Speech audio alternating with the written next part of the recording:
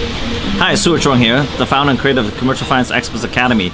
Now, one of the biggest questions that I had a lot from my clients and my mentees that have taken my course, the biggest thing that they ask me about is, so what percentage should I charge? What kind of fee should I charge? I'm new and I want to create six-figure income in what I do currently today.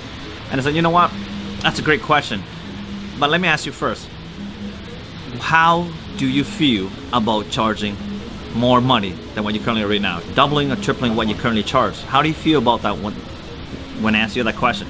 See, most of my clients who I mentor, they feel uncomfortable about charging higher fees because they feel that it's overcharging or they feel that it's gouging the clients.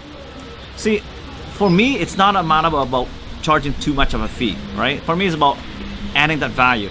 So when I have clients that come to me, I charge myself 2-3%, which is 2-3 times higher than the average brokers out there.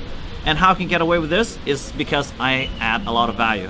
I'm able to provide more than the average broker to be able to do everything for them, make their life so lazy that they don't have to worry about anything.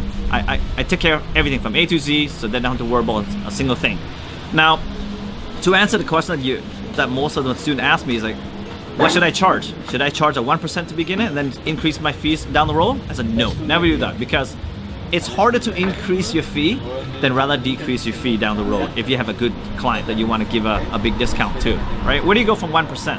Half, right? How does that make you feel? You probably don't feel happy about helping that client because now you feel like you're discounting below what your minimum threshold is to be able to do what you do, right? So I say charge higher and feel them out. And of course, and why you do this is this. When you charge a client higher, you basically are committing yourself fully and putting more effort into the client, right? You focus on all your attention and everything you can, make it big, make it great for that client, the whole experience and the whole thing.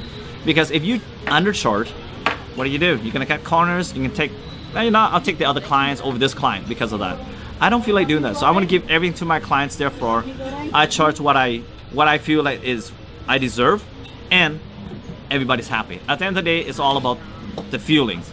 And to do that, you feel good, the client feels good, everybody wins big at the end.